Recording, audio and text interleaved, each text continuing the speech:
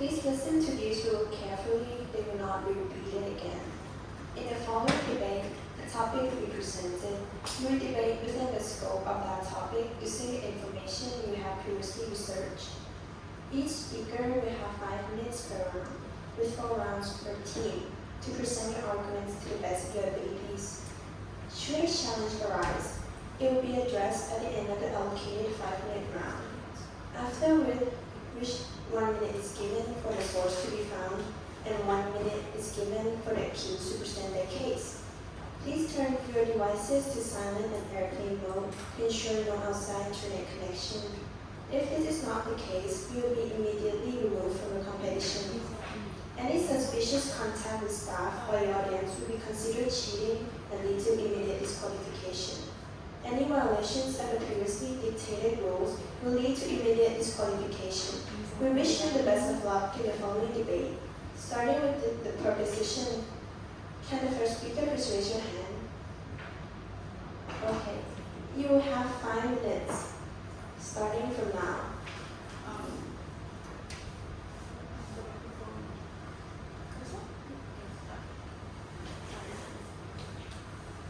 Hello, okay. Thank you for the introduction. Ladies and gentlemen, allow me to open with a fundamental, if sometimes uncomfortable truth. Healthcare policies are designed to offer clarity and direction, ensuring that every participant, be it patient, doctor, or institution, understands their role. We might like to picture these policies being executed with the precision of a stopwatch, but in reality, it is just a comforting illusion that we all daydream about. Let us confront the facts. Our current healthcare system is riddled with cracks. Take, for example, the findings of the Commonwealth Fund. In 32 states and District of Columbia, avoidable deaths among Black Americans are at least double those of the group with the lowest rates. In West Virginia, the rate of premature preventable deaths is more than twice that of Massachusetts. These are not statistics, they represent real lives lost, casualties of a system that too often falls short of its promise of equity. And the gaps don't end there. From 2019 to 2023, some states saw childhood vaccination rates plummet by over 10%. In 20 states, infant mortality rates actually worsened between 2018 and 2022. Meanwhile, rural communities are watching vital services. Maternity wards, psychiatric units vanish, leaving entire populations dangerously underserved. These aren't isolated anomalies. These are the symptoms of a policy framework that is, at best, outdated and, at worst, perilously out of touch with the needs of its people. But why do these failures persist? Because at its core, policy is a human creation, and humans, for all their virtues, are not immune to self-interest. This isn't a matter of ability, but instead of human nature. When handed the reins of power, we tend to protect our own perspectives, sometimes at the expense of progress. And so we arrive at the persistent elephant in the room, the enduring disparities in care. Why should access to something as essential as healthcare be dictated by race, geography, or income? The answer is simple: it should not be. And this is precisely where artificial intelligence offers a ray of hope. Unlike us, AI is indifferent to your background, your bank balance, or your postcode. It analyzes instead data, detects patterns, and draws conclusions from evidence, not prejudice. Imagine a healthcare system where policies are shaped not by tradition or assumption, but instead by robust data, where decisions are grounded in what truly works. Unlike us, AI is indifferent. And the potentials in there are enormous, according to a 2024 Accenture Global Survey. Over 70% of healthcare executives identify digital transformation spearheaded by AI as the most critical driver of operational efficiency and productivity for 2025. AI can process mountains of research, demographic data, and economic models to have policies that are not just effective, but fair and adaptable. Where humans like us debate, AI demonstrates, and where humans speculate, AI substantiates. But let's not kid ourselves. This isn't just about streamlining bureaucracy, it's about real people. AI-driven policy means fewer medical errors, smarter allocation of resources, and most importantly, better outcome for patients.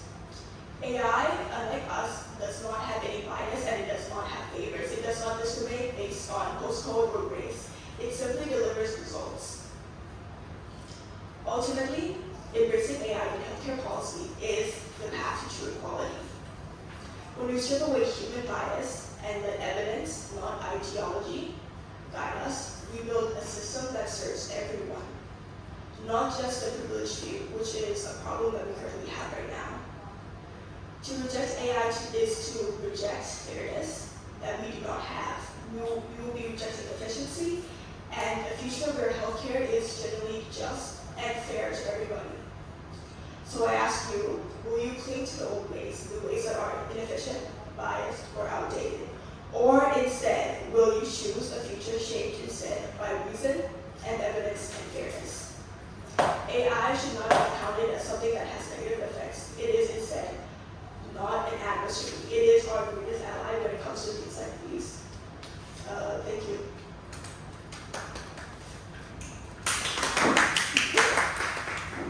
Okay, now we continue the conversation.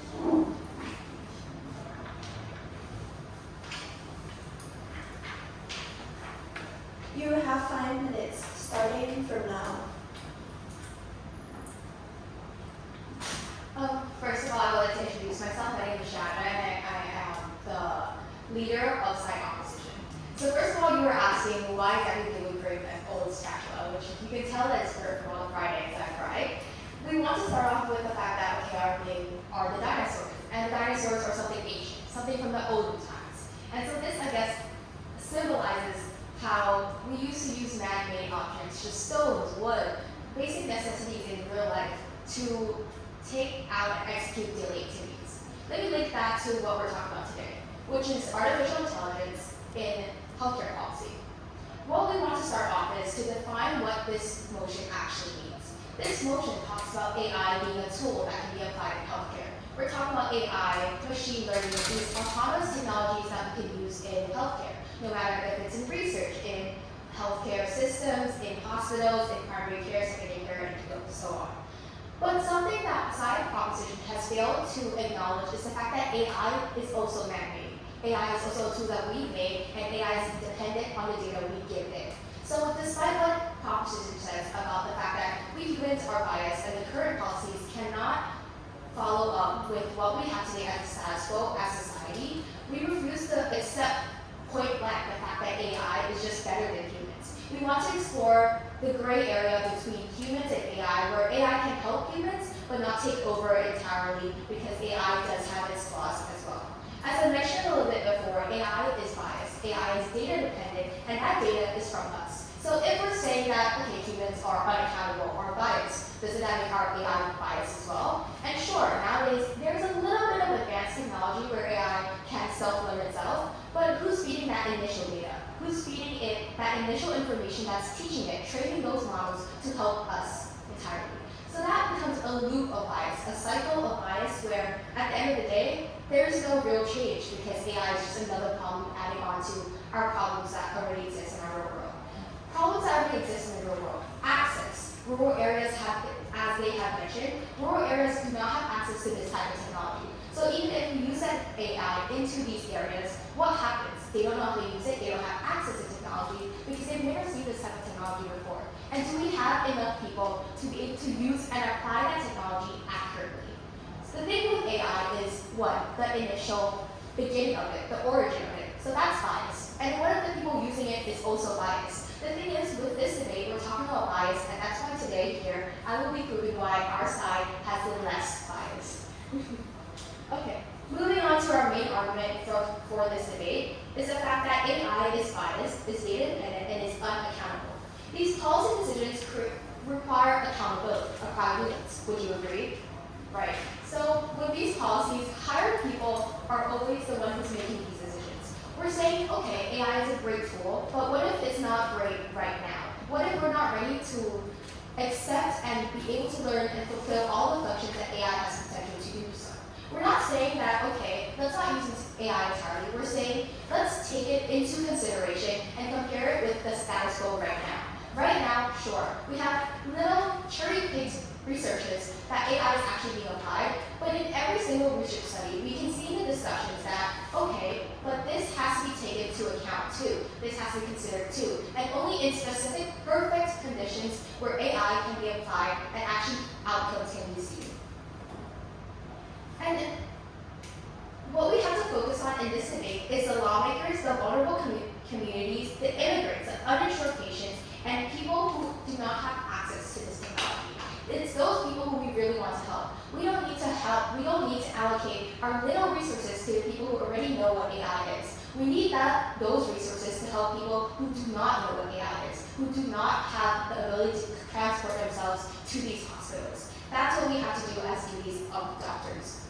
And so when we're saying that AI would have a negative impact when deployed, outlining and shaping regulating policy, we come up with the fact that even in our worst case, where AI is used, and okay, we can follow all their policy suggestions, we still have human accountability. We still have ethics and nuance. Even if AI creates these policies and it's being used in real life, are we going to trust AI?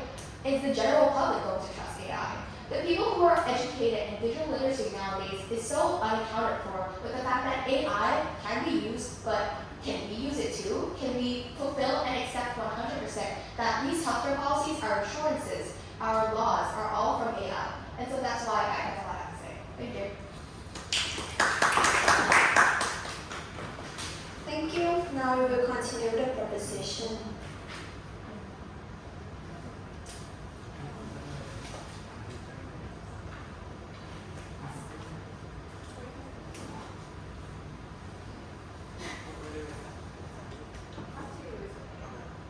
You have 5 minutes, starting from now.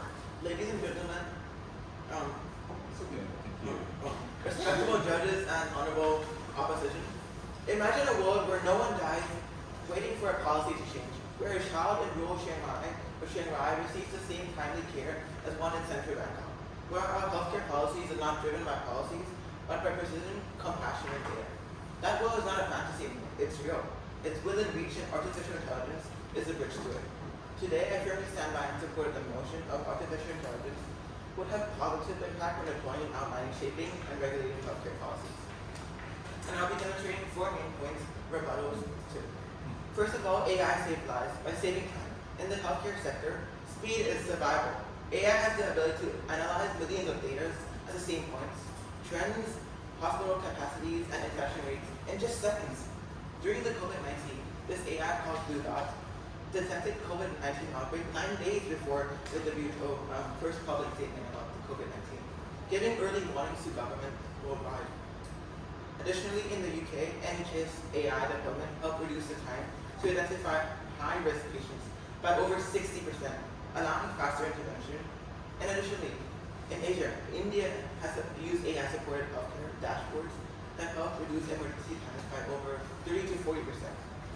This isn't just about efficiency, it's about millions of lives being saved, protected through proactive, data-driven policies. Second of all, AI creates fair, more equitable policies.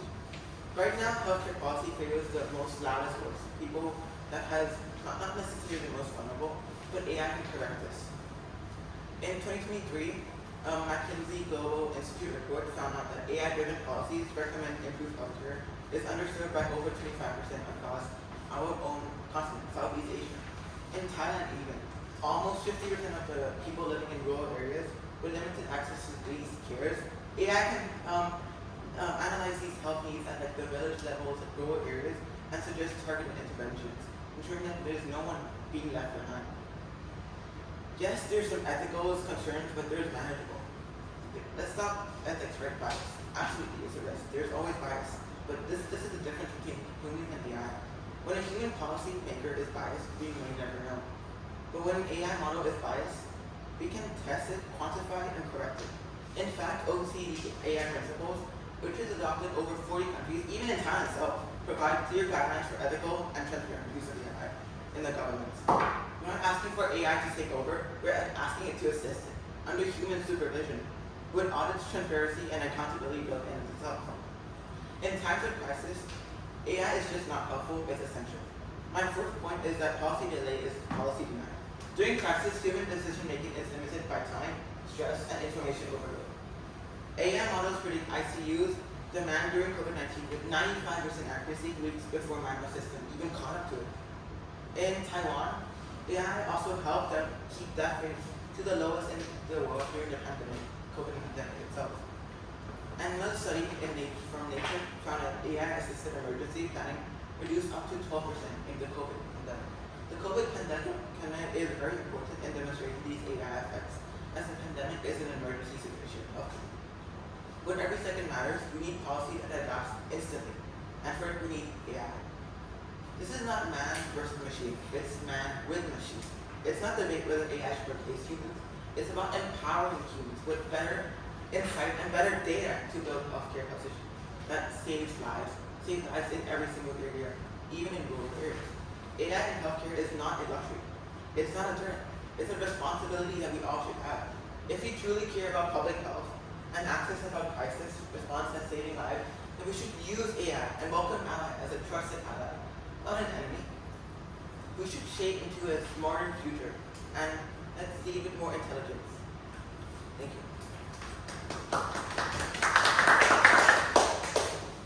Okay, thank you. Now we will continue with the opposition. Can you please use the mic? Is it working?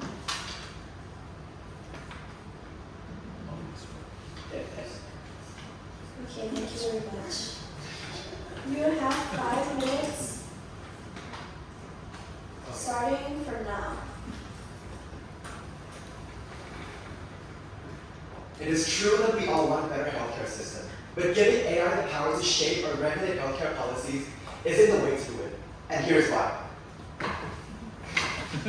Side proposition has stated that AI will remove human bias and make fair policies. This is not true. AI can only be unbiased based on the information and data it is keyed into. But since healthcare policy nowadays are always biased, it is impossible to make those information unbiased. The side proposition has also stated that AI will allow faster and more evidence-based policymaking. Speed doesn't equal equality. Sometimes things take time, even making decisions. AI may optimize short-term efficiency, but miss long-term societal implications. Rushing policy automation risks overlooking ethical and political complexity. Side proposition has also stated that this will reduce human errors in making human policies.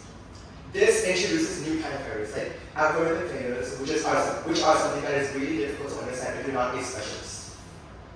And it could also lead to data drift, adversarial attacks that are harder to detect and are harder to fix compared to human mistakes.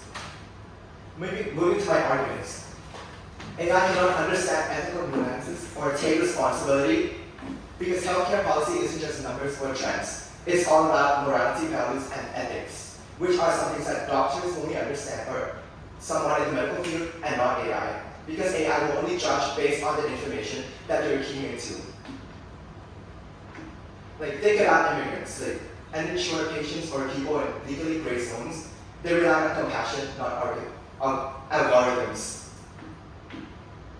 Because sometimes laws and ethics does not match, AI will only consider the laws, not the ethics. Because sometimes what right isn't what is legal. Policymakers often need to choose between equally bad options or bend rules to protect dignity. AI can navigate ethics. It doesn't understand suffering or context because it optimizes for outcomes, not ethics. If data shows that cutting off treatment for patients over a certain age saves costs, AI may recommend it. But would we as humans accept that? Should a machine decide who gets care?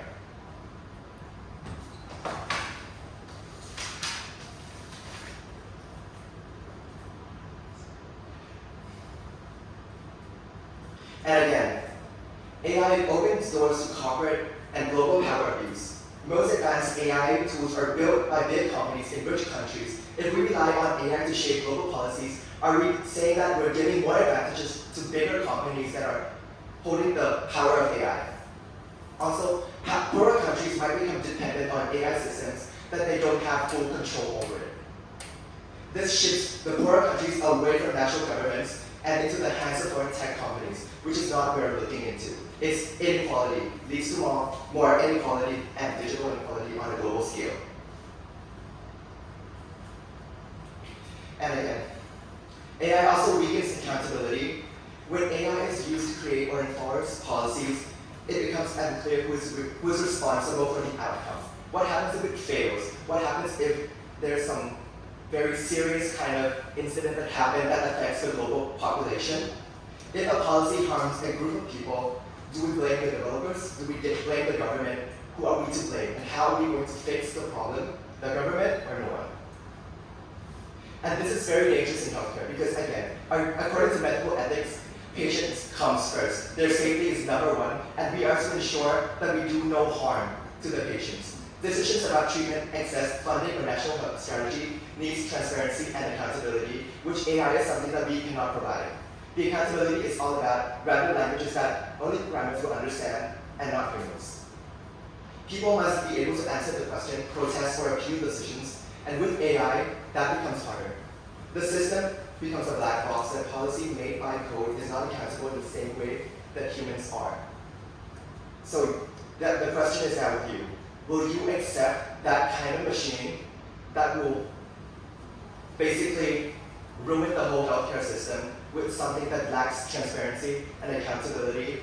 But for us side opposition, we strongly disagree with that, and this motion should come to a fall.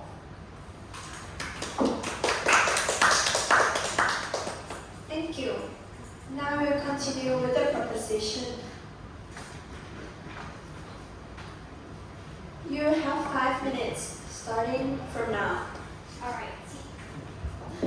Hello. Alright, Team Dinosaur, thank you for all of your points and all of your rebuttals, and I'll keep that in consider. So, okay, right now, let's talk about the historical precedents of sacrifice for progress. So the transition to industrialized societies, especially when creating with many technologies, with significant shifts including change in labor practices, urbanization leading to long-term economic growth, improved living standards, and change in lifestyle, we must adapt to it. So what I'm trying to say right now is we're in the 21st century, and AI has become a really big part in our daily lives, and this highlights the importance of societal adaptation. Because the technology is constantly evolving in this day and age, the health industry must follow this current trend.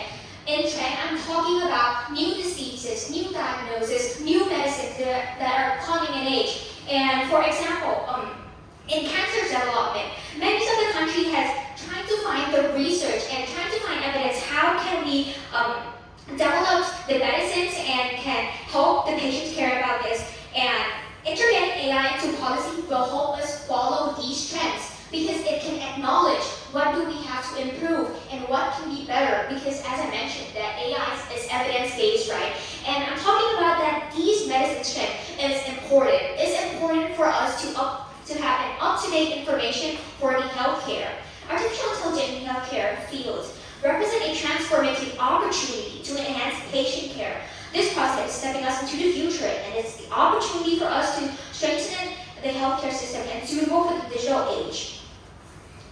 So, you have mentioned that who are we to blame if thesis come to the falls, and what will happen if some patients actually receive some mistreated diagnosis. There's actually a framework that established by Lamberty William Frass on artificial intelligence policy of framework for institutions for present a structured approach for institutions to develop and implement effective AI policies. Considering ethical consideration, that framework emphasizes the necessity of ethical guidelines that addresses critical issues such as privacy, bias, and accountability. And of course, you mentioned that digital literacy is important, and of course it is important for this century because as AI has developed, everyone has to know what is it about and what is going on and how do we actually use it. And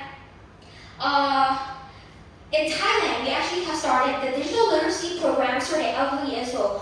In 2021, the Ministry of Social Development and Human Security launched a digital literacy program targeting elderly to equip them to skills with safely navigate on digital world. So they have to acknowledge how digital policies work and how this AI actually works. But in this time, we're talking about the topic of making a policy. What is making a policy basically in healthcare? Is how do we establish laws and rules regarding and related to healthcare. And it is important for us to keep an up-to-date information about it. And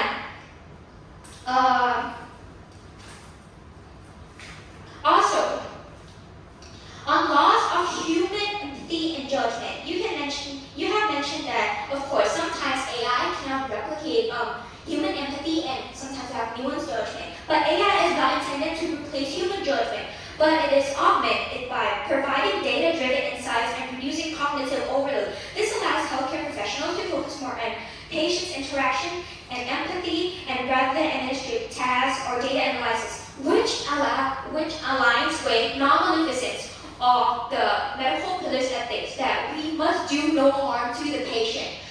Doctors must be able to find the best treatment to treat the patients with up-to-date information and allow the patients to have with the best solution. But however, in making policies with AI, human has to be the one who will look all over it again. Because of course, I have to agree that AI cannot replicate human empathy, but AI can provide a strong evidence and up-to-date information, which can help us treating the patient with a better outcome together.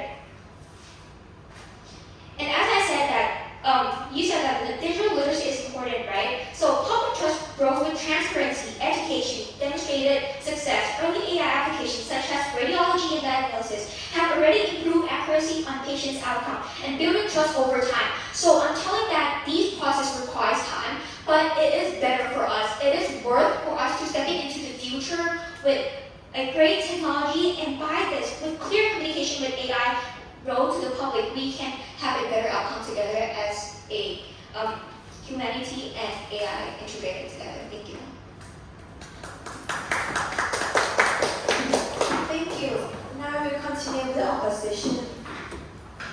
We have 5 minutes starting from now.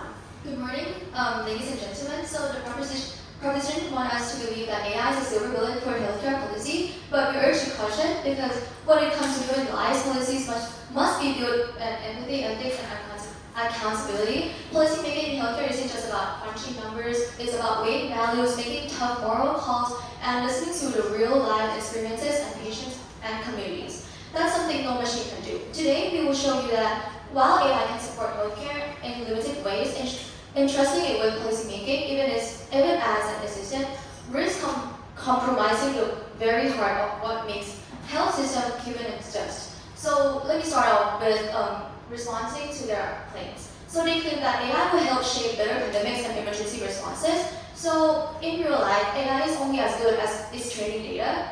In emerging crisis, data is limited or inaccurate. Over-reliance on AI in such contexts can lead to blind spots or harmful missteps. Because AI is, as our side opposite has claimed by our first and second speaker, AI is given data by human and it cannot be given.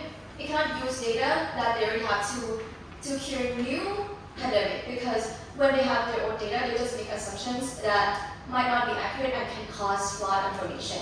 Next claim is that they show that there are some events that will educate people how to use AI. However, they suggest about old people. In real life, old people who's like grandma, grandpa up to 60 to 70 years old, they do not care about AI anymore, because what do they do in the rural areas? They just want to plan their own food and just eat and take their own life before they have to leave the world, because they don't want to input any more data into their brain. So basically, it doesn't really work in real life. And they say that requiring time, this is quite impossible because AI develops every second. So when AI develops every second, so the computer has to generate data every time, and it's very hard for them to actually move forward according to time. So moving to my argument, so standardizing via AI invites political abuse and loss of trust. So regarding this issue, we also need to acknowledge that the real risk that comes with centralized and standardized decision-making via AI creates new opening for political manipulation. Government or private corporations can skew inputs, suppress data or engineer outcomes that favor their interests under the guise of neutral AI policy. And when the public sees policies being made by a black box algorithm that they can understand or challenge, trust in health institutions erodes. We've already seen that what happened when people distrust vaccine, so in the COVID-19 era where there's a lot of vaccine and people are not trusting the vaccine, like the ones that are not trustable. And The result, people won't follow health policy not because they don't care, but because they no longer believe in the system has their best interest at heart. If AI is to be the most at all, it must be conferred to a strictly advisory role with full transparency, public oversight, and no ability to shape policy independently. Only then can we preserve the public trust in the system meant to protect them, not experimenting on them.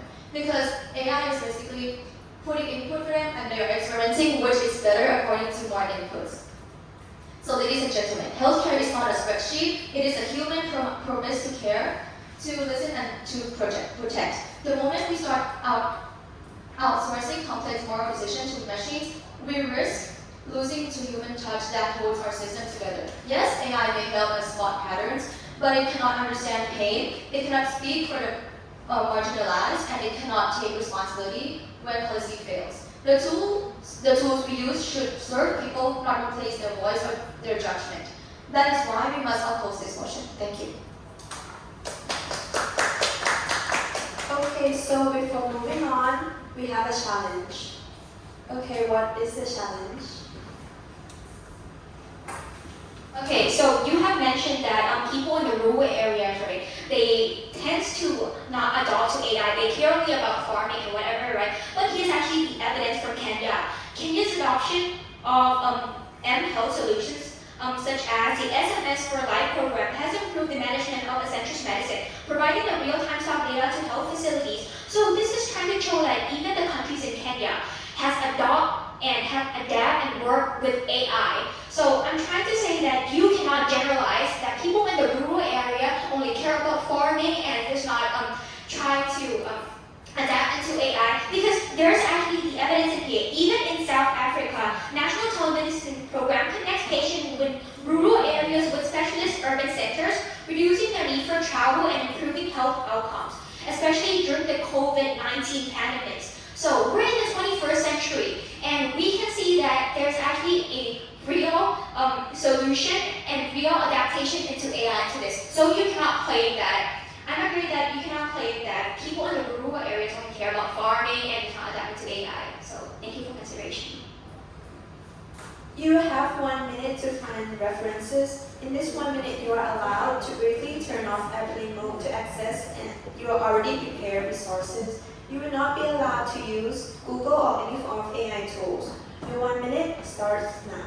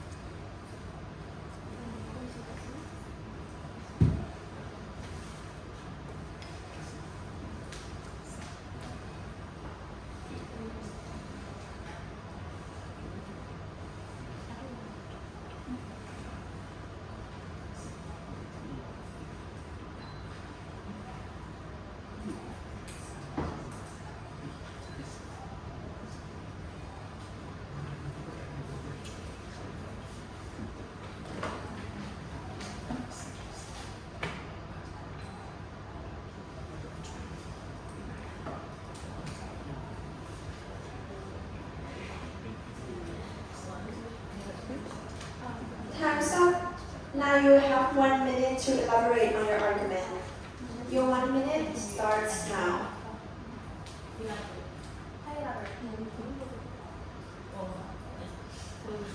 So we have a research right in front of us saying that in Germany, they try to use health apps as well, and the fact that it was in rural areas here, it says that we have to focus on quality assurance.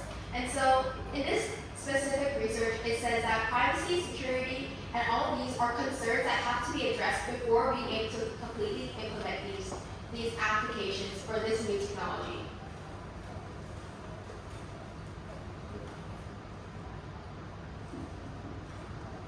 So in the research, it's shown as Germany. So Germany compared to Thailand is a more developed country, and even they researching found that there are flaws in the using of AI. So I do not confirm that it will work for every country, because even a country with higher quality of life is still not able to implement the usage of AI correctly and accurately. Okay, your time's up. Now we'll continue with the proposition. You have 5 minutes, starting from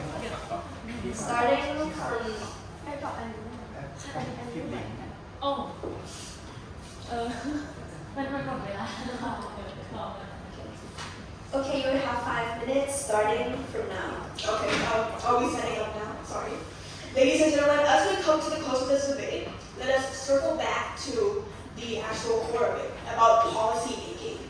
We should look at us as human beings, Homo sapiens, incapable of being truly unbiased and unchanging. The opposition argues that there is a gray area and that they should focus on making healthcare in general accessible. And to that, I agree. However, I'll circle back to using AI, right? AI saves lives because it saves time, and we cannot wait for this equality to happen because the European Commission highlights AI as something that is transformative, a transformative force. It is effective, accessible. We can constantly adapt using it because in terms of crisis, it is essential. AI models can adapt instantly and will empower human beings. Of course, speed does not equal equality, but if we continue endangering the people who need immediate help, it will continue to endanger us too. The opposition claims that AI can be biased, and it is a paradox because if that is the case, we circle back again to us as human beings because we are the ones with that AI, right? Sure, we can and we must consider the ethical considerations, but because it is man-made, we can treat it as such. We are not to be using ChatGPT or any general AI to diagnose patients, but instead something that is developed well, unbiased, and taught to think like doctors. AI cannot replicate human judgment, but to prevent overload. It goes along with the four medical pillars developed by the American philosophers: autonomy, beneficence, non-maleficence, and justice. The opposition also claims that it is the speed and equality that is important in healthcare, and that is not about trends. However, trend is important in healthcare. AI's accessibility to double-check diagnosis, reduce errors, and recommend optimal treatments can significantly enhance patient safety and care equality. It also improves administrative efficiency and patient support, freeing up healthcare professionals to focus on more direct care, leading to less endangerment of the people we talk about, the people in rural areas. Another example, which circles back to the core of this debate being about policy making, is that Mayo Clinic and Google Cloud is a collaboration which have developed AI and machine learning platforms to support patient care and research. This partnership produces AI tools capable of automatically performing complex calculations, such as assessing changes related to polycystic kidney disease and breast cancer risks. These AI tools empower clinicians with data-driven insights, enhancing both clinical decision-making and healthcare policy formation based on robust evidence. So, the proof is in the pudding. We also want to talk about AI literacy yet again. It is across diverse societal sectors, and it is crucial for optimizing AI use and mitigating its potential negative impacts. This includes healthcare professionals, employees who engage with AI design and usage, and organizations that need to understand how to develop AI capabilities and maximize investments.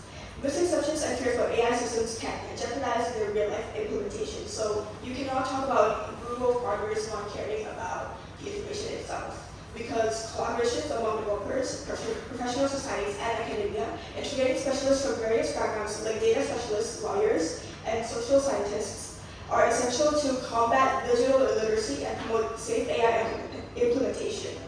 The ability to access, understand, and critically evaluate health information, known as health information literacy, or HIL, is increasingly important to AI-driven healthcare and environment. Again, we would like to focus on the fact that this is about policy making, and trend is important when it comes to healthcare. Thank you. Thank you. Now we will continue with the opposition.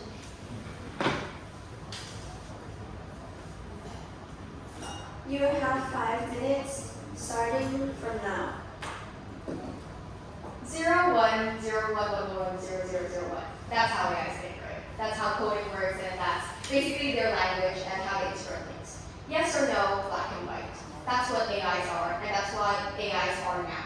We're talking about what the status quo is, and this motion is about policy making. So let's talk about in a world where, okay, everything they say is true. Everything they say that, okay, AI is actually being used in policy making, and it's just supporting.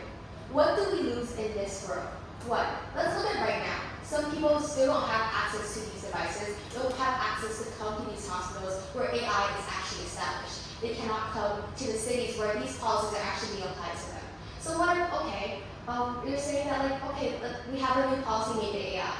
What happens to the policy that are made by human? If we are not satisfied, according to them, about the policies that are man-made, how are we going to be satisfied by a machine that, one, has not been long-term proven that is more effective than man-made? Right now, all we have are 2-year-long researches. What are we not considering long-term benefits to these AI's outcomes? Okay, sure, AI has the data of maybe 10 years, 20 years, so on, but have we actually seen that in 10 years ahead of time in the future? We cannot guarantee that AI has outcomes that we can actually use, and we cannot guarantee that right now our society, our population, and us as doctors, as professors, as students are ready to accept and be able to learn the functions of AI completely. What we have to remember is what? Who is held accountable if AI does wrong?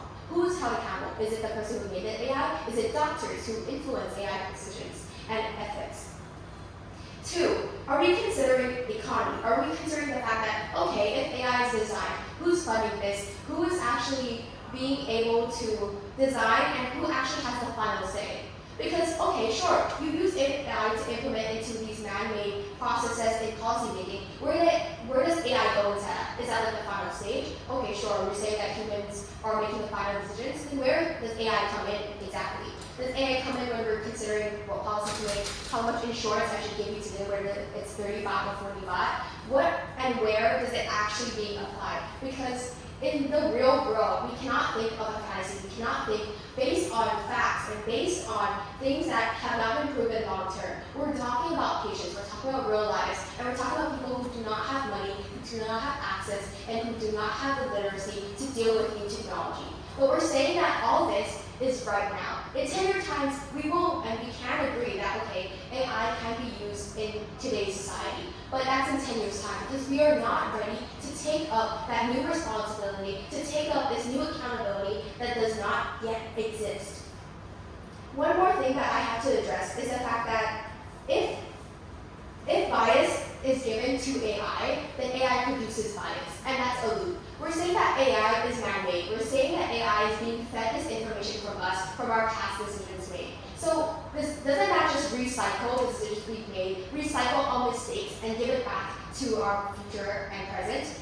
If we're being used it now, we don't have enough analysis, we don't have enough information, where, okay, sure, we have policies being made by AI, but where does that accountability come from, and where does that information truly come from? Because once you put it into a machine, sure, we can see that, okay, step 1, it does this, step 2, it does this. But at the end of the day, the policy that it comes out, how much exactly can we take from that, and what criteria are we going to establish in order to create an AI that is accurate, that is accountable, and that is actually used? They say that we need to teach AIs how to think like doctors. We need AIs that are able to think like doctors, and they say that they can prove that. But are doctors humans? We can say confidently today that you're not the same as your laptop, not the same as ChatGPT, not the same as any generative AI or any advanced AI for medicine. We're saying that doctors, you have so much more compassion, so much more ethic, and as of right now, we cannot take up that new device, we cannot use it fulfill, and we cannot guarantee 100% from the outcome of that AI. And so that is why it is impossible to actually think like doctors as of right now. And that is what our debate is about. Our debate is about the fact that we're bringing AI into policy making, and we're actually giving them, as it says, decision making in policy healthcare outcomes. And so that is why today, as of right now, why are we fixing a problem that is already flawed with another problem that is already flawed? Why are we finding more problems and issues stacked on top of each other? Why don't we focus on the problem today, the problem with humans, and how exactly we can support that without using another problem that humans created themselves. As of right now, we are not ready and we must accept that. Thank you. Thank you both teams for the insightful arguments. We will now invite our esteemed judge to provide their feedback and comments. ขอเรียนเชิญอาจารย์ให้คอมเมนต์และฟีดแบ็กได้เลยนะคะ Okay. Do you mind if we have some brief time to discuss something first? Okay. So you can take a deep breath. Okay. Because we have to make a decision on the challenge also.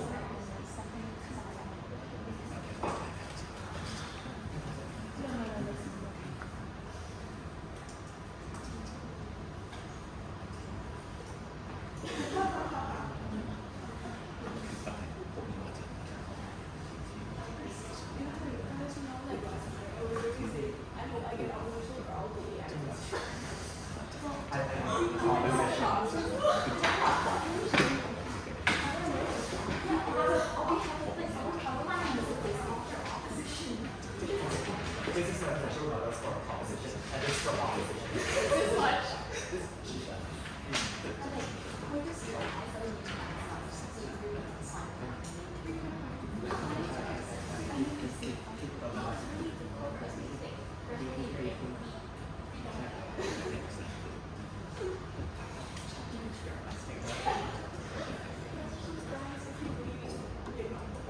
So if you guys need to fight for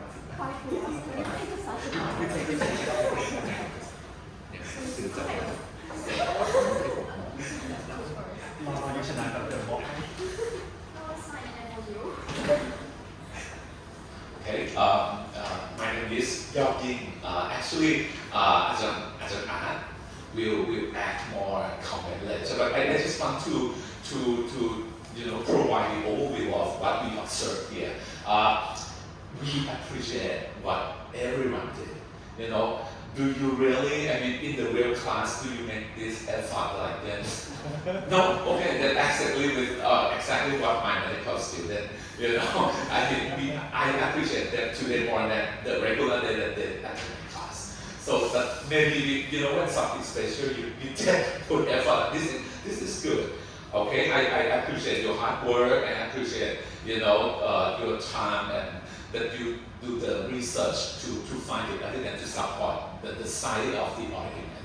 But what I want to add is today I try to listen when you go deeper than, because look at the topic, you have to link AI to healthcare policy. So policy is more than like an incident, or more than like only one disease or something like that. So most of the time, I think you spend time maybe not too deep into the policy. Okay, but some of you did, point out. Okay, I hear that this is good. This is policy. Policy is something that made from the top executive, and then when it implemented, it will affect a lot of people, society. So I want to hear more about that. More than even COVID-19.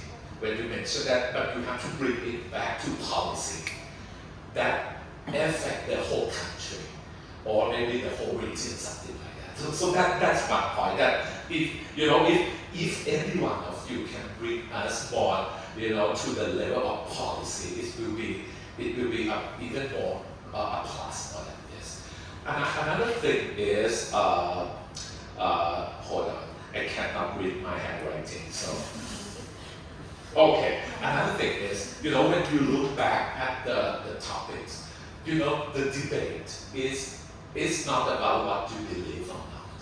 It's about what your role is in that context, in the scope of that topics. So if you read carefully, for example, for the proposition team, you can pick something that the opposition cannot argue. Okay, you pick some, but you can pick more. Most of the time, you spend a lot of time on if you play the game of, empathy or ethic, maybe it is a gray zone. So, but if you can pick some evidence that when AI is a co-worker in designing some specific international health policy, and the result, the incidence of some disease decrease, something like that. If you find something solid like that, the opposite we will find it difficult to argue. But most of you, when you spend a lot of time on the topic that benefit the other team, that's difficult. And another thing that I want to address is that because again this is a debate. Sometimes if you feel that some argument is out of the scope, you can address that actually, and then you leave it there. But if you play the game with the topic that you know you cannot win, you cannot win. You know what I mean? Yeah. Sometimes because if you follow the argument, some argument is actually not off topic. But if you keep following it, you get trapped in that the argument that you will not be able to win. So sometimes you can just say that I think that topic is out of that argument is out of the scope. You reset the stand, and it will bring benefit back to you. Okay, that's the overall that I see. For those of you who move to the next topic, make sure you really, the three of you, see the scope and the boundary of the topic at the same length, so that you can work like a same team, regardless of the number or who are the speaker at the time. You are the same voice, and because sometimes you can see. For some team, you think, I'm not sure whether they talked to each other before, because when they present, they just go on to different topics. But for some team, you can say, okay, I don't know what did they do, but the presentation made me believe that they worked together before, something like that. And other thing is, try to optimize your body language. Sometimes the emotion get like that, you really want to say something that you have to, I have to control my body posture and volume or something like that. That's the small thing. But all in all, everyone did a great job, and I hope, and because the rule only one team will go ahead to the next round, right? Okay, so don't take the result too personally. It's just a rule of the game. But the better thing is, you are better every day. And next time, if you want to join the event again, you will come back and be a better debater. Okay? Okay, come on, something. Okay, so first of all, let me introduce myself. I'm Ithipon, and you can call me as a Mark. I'm a faculty member at the Faculty of ICT. I'm not sure I have been there before here, but he's on the medical side and on the IT side. So I actually he taught everything already. So I'm from the technology side. So what I want to emphasize his statement is that I have to see the collaboration. It is like you talk just for yourself. You talk just for yourself. If you have more collaboration, it will be better. Yeah. So yeah, and I totally agree with him about the keyword. The keyword is that in this topic we have actually two main keywords. The first keyword is the impact of the AI, and second is the healthcare policy. Right? If you can link together, it should be great. It will be great. Yeah. So that's our platform for our part. But it's okay if you do not feel with me. Yeah, sometimes I have to be there. ขอบคุณอาจารย์มากๆค่ะ The debate has not ended. The academic team is currently deliberating the scores. You can take a breather and rest your mind while we await the results.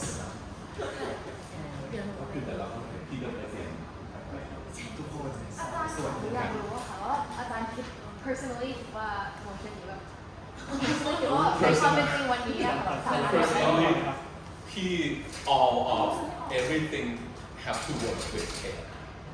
Because ทุกอย่างขึ้นอยู่กับว่าเราใส่ข้อมูลอะไรที่ตัวเองAI ก็มี bias อยู่แล้วพอข้อมูลมันมาจากมันจะมี bias แต่ว่าแล้วจริงๆพี่คุยกับอาจารย์เรื่องไม่ว่าเรื่องอะไรที่น้องพูดเรื่อง ethics เรื่อง empathy เรื่องอะไรถ้ามนุษย์สามารถ define ออกมาเป็น เป็นสเต็ปว่ามันคืออะไรแล้วว่านั้นได้น้องก็เทรน AI ได้คือจริงๆมันมีหลายอย่างที่พี่เนี่ยแบบจำออนดิสแวกก็แต่พี่แต่ด้วยความที่พอมันเป็นอันนี้เนอะเราก็ต้องทุกคนก็ต้องเล่นตามบทบาทพี่ก็รอฟังดูแต่ถ้าถาม personally พี่คิดว่ามันช่วยอ่ะมันต้อง coexist นะมันต้อง co-intelligent มันช่วยแต่ว่าเราไม่ได้เชื่อทุกอย่างอาจารย์สอนมาก็อาจารย์คงพูดสั้นๆครับผมพอดีก็ตามมาเดี๋ยวไปอันก็ส่วนตัวน่าจะเดาออกแล้วอยู่ฝั่ง IT ส่วนตัวซัพพอร์ตอยู่ครับแต่ก็โอเคแหละก็ทุกคนต้องทำหน้าที่